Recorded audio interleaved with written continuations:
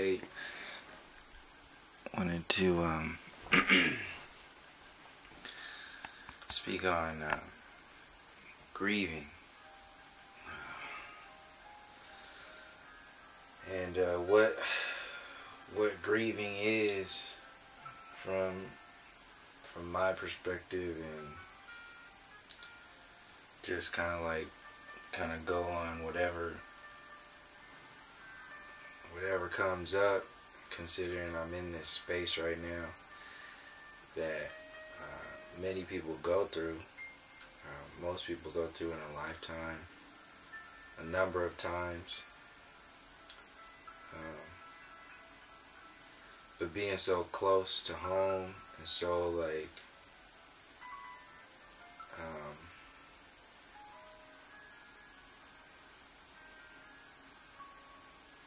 only now is it slowing down enough to where I can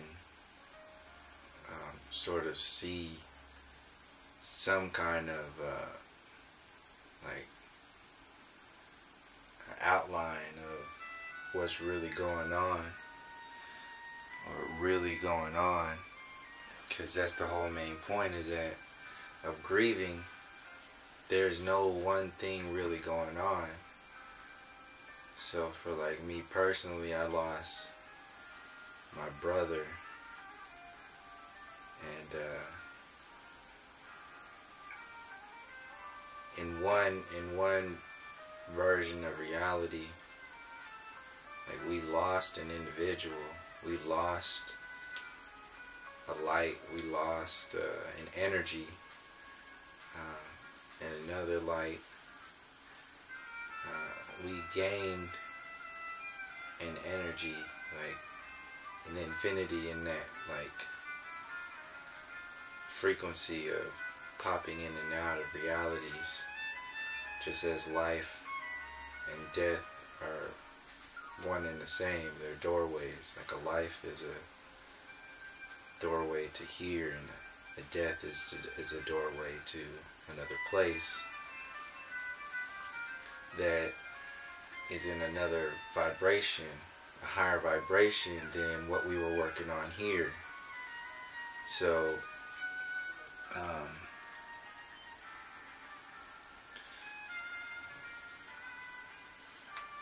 grieving to me has been a really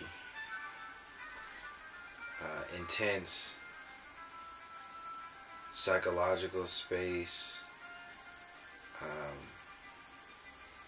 Family interactions have been very like spiky, up and down, edgy.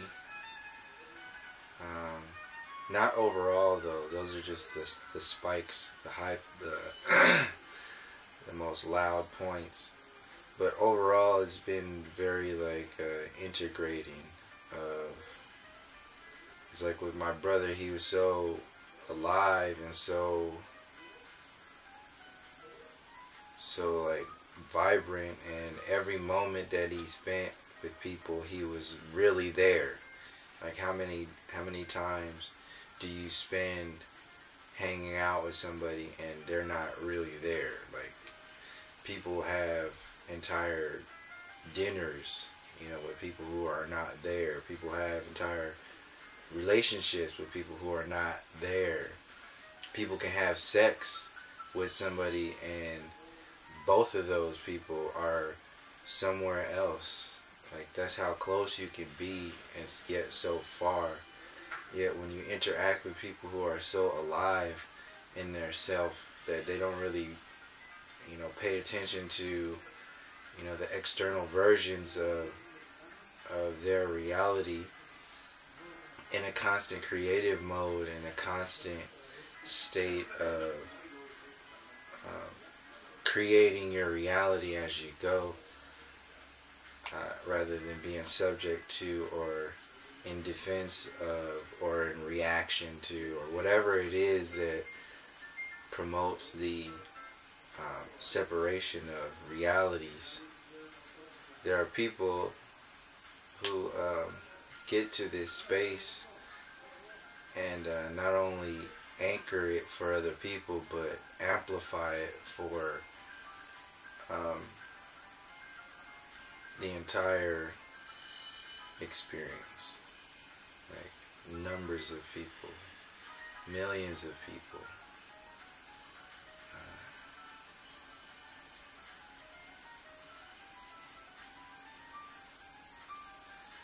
Monks do this, Buddhist monks, all kinds of deep meditators.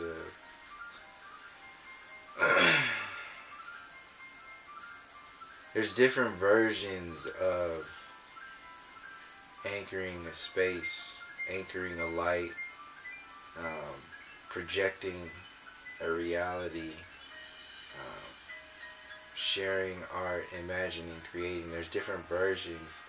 What gets pumped out on television, or even in like old books that have lasted a number of years or eons, there's never a one version of somebody or something that is doing things. Everybody is doing their own version of the stories that exist where history repeats itself. Like everybody is a part of all of these stories, and it's really a matter of us being aware of it or not. And when you're not aware of it, you become subject to the other stories that somebody else has created for you, and inherently remove yourself from the creative space of your journey. And both my brother and I had only within the recent years have been realizing this for ourselves. And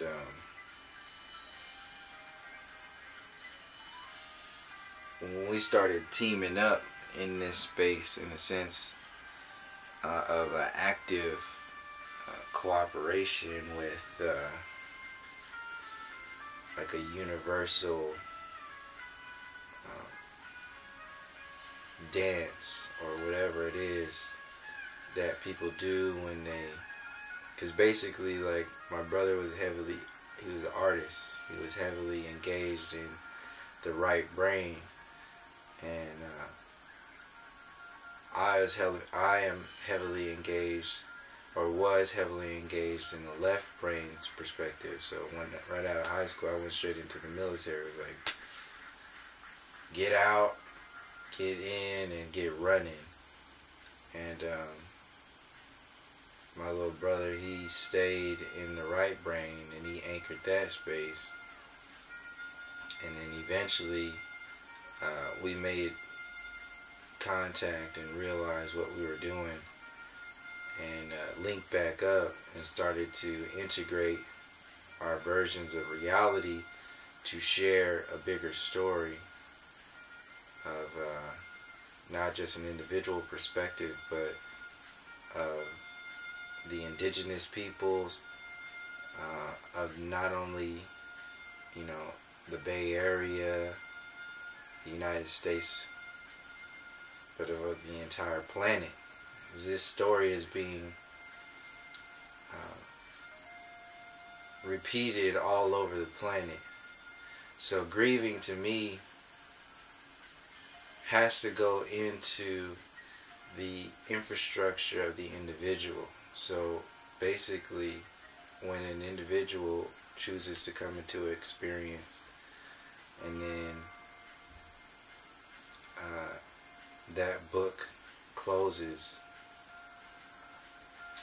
with everything in it,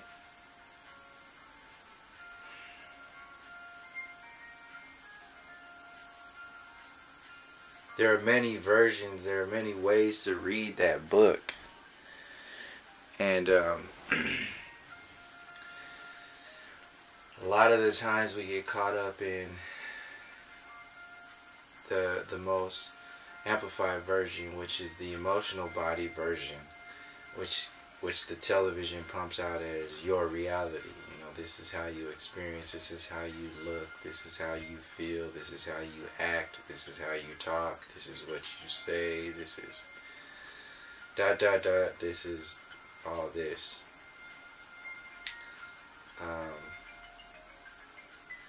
Other people, ultimately everybody needs time for those energies to integrate and fall into place however they may, because some people sweep up or pick up feathers off the ground and they're as heavy as lead, and because of how we perceive those realities, and then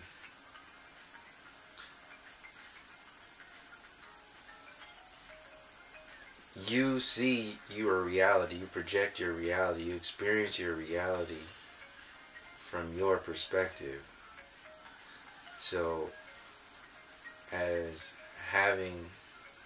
being a brother who has lost a brother, and that brother not only just a brother like in an everyday perspective, but actively in my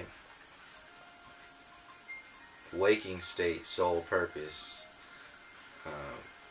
imagination, creation work, as I was in his space. There are not many things that exist in that reality that are tangible. So when we integrate people that we grieve about, we're feeling every individual that person has been from life until death. Because ultimately we're never dying. If you live to your maximum potential, you never die. You live forever. And when you do the work of everybody, then that work lives in everybody, and it just shockwaves through everybody, forever. We have in-between things that separate us from realizing that reality, and their ideas, their illusions, their escape mechanisms, their fillers, and a lot of the times that gets confused as the grieving process, when ultimately everything is energy, everything is just integrating into your space. So like my mother, my father, my sisters, myself, my uncles, my aunt, we all integrate energy differently. So grieving is integrated individually all the time. And my version of experiencing that grieving pattern is knowing that it's energy and that it's all being integrated in a certain kind of way. It can't necessarily be translated into any specific format, because it's so human. And that's one of the main points, is that like art is very human, music is human. Like people express themselves in a way that is more tangible than language. Like the English language can only explain so much of a reality compared to like the emotion and the information that gets shared through Spanish or through Italian or Chinese and other languages that are very deep and very intricate in the depths of humanity, not necessarily just the interactive space of humanity. So we can see like the things that don't really have a lot of depth to them, are they kind of just crumble away, and you can't hold on to that stuff. So that's like the gap filler stuff. But when in my grieving space, and I'll leave it here, from talking about grieving, help yourself create and connect with the individual who is the person, the human, and not necessarily the storylines that are created with stuff.